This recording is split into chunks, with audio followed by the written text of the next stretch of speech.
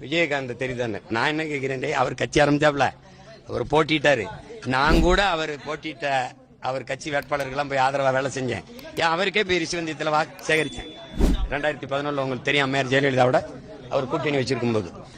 ஆனா நீ அவர் இருக்கும்போது அவருடைய கட்சிக்கு ஆதரவா பேசுனதோ அவரை போய் பார்த்ததோ இல்ல. அவர் எல்லா இடத்துலயும் பேசுறத நான் பார்த்தேன். உலகம் அறிந்த உண்மையை சீமான் அவர்கள் உறக்க சொல்லியிருக்கார்.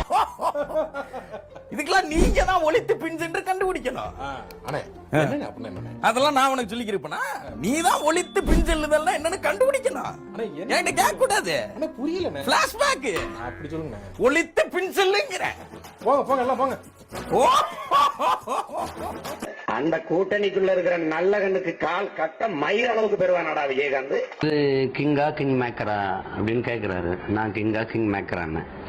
அவர் கிங்கும் இல்ல கிங் மேக்கரும் இல்ல, அவர் ஒரு ஜோக்கர். அவர் இது ஒரு கட்சி, இதுக்கு ஒரு நோக்கம். ஏன் நீ முதலமைச்சராங்க?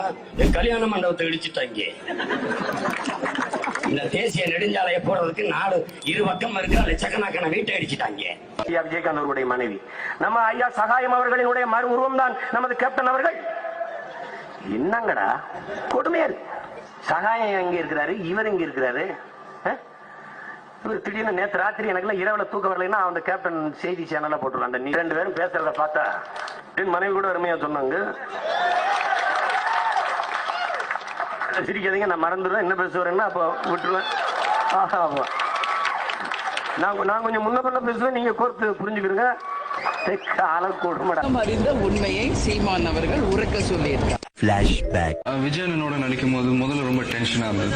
அன்னைக்கும் சரி இன்னைக்கும் சரி ஒரு பெரிய ஹீரோ விஜயகாந்த் அவர்கள். கொடுத்த என்னுடைய அண்ணன் புரட்சி கலைஞர் விஜயகாந்த் சார் அவர்களுக்கும். புரட்சி கலைஞர் கேப்டன் அப்படின்னா ஒருத்தர் தான். என்னுடைய அண்ணன் புரட்சி கலைஞர் கேப்டன் விஜயகாந்த் அவர்களோட பழகிறதுக்கு எனக்கு நிறையவே வாய்ப்பு கிடைச்சது. மக்களே யோசிக்கணும், சிந்திக்கணும்.